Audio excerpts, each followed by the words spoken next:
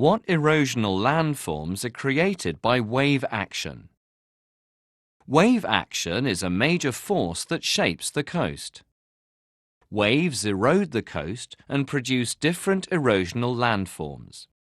They include sea cliffs, wave-cut platforms, geos, sea caves, sea arches and stacks.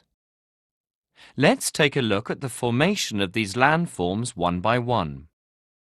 First of all, let's examine the formation of sea cliffs and wave-cut platform.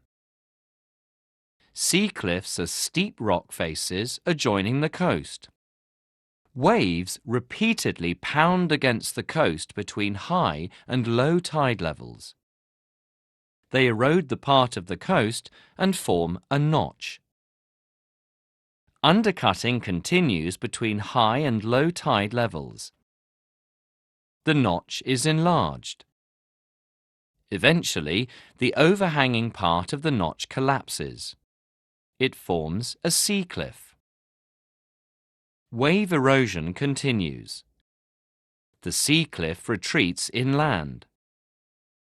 Over time, a gently sloping or flat surface called a wave-cut platform is developed at the base of the sea cliff. The material eroded from the platform and the sea cliff are deposited in the deeper water offshore. Now we are going to take a look at the formation of a sea cave, geo, sea arch and stack.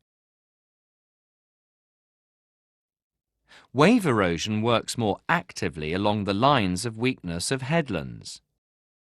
Active wave erosion widens the lines of weakness and forms sea caves. When waves splash against the roof of a narrow cave, the roof may collapse. This leaves a linear narrow crack called a geo. If a sea cave is eroded over time, it might cut through to form a sea arch. Further erosion may cause the sea arch to collapse.